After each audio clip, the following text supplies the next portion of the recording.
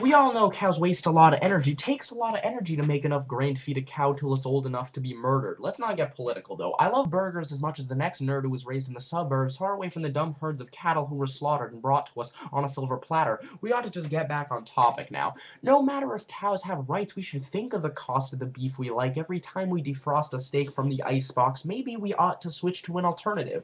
Moon pasta. Moon pasta will cost you a lot out of pocket. First, you're going to need to buy a Saturn V rocket. NASA has to ask the politicians to pour all the funds into one last mission, but if you can convince them it's worth trying testing, so you'll have an answer to a nerd fighting question, or if, for the sake of argument, we say we don't have to make it hard to get a rocket. There's just one lying around. What's it going to take to get it off the ground? Not too good in school, so I won't play by the rules. I'll just take the energy or the fuel in joules, and it comes out about 100 billion. That's enough energy to heat a building for a year. The math's no impediment, because the rest of the mass and all that is negligent.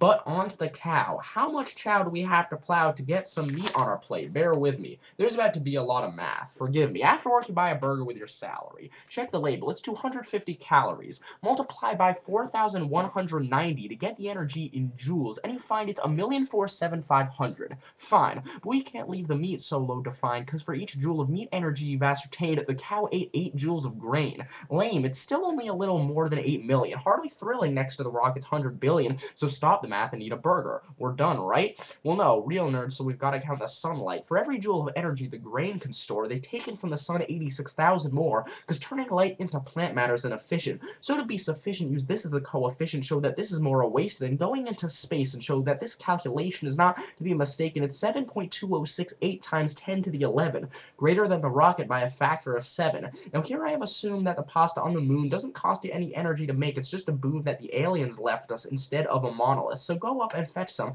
and tell us if it's non-malicious. Eat a plate with green cheese like Gromit did and log into the internet. We're waiting for all of this knowledge about how moon pasta tastes. Tweet all your fans and don't forget to leave off the meatballs. Because if there were meatballs, that would eliminate the point of the whole exercise.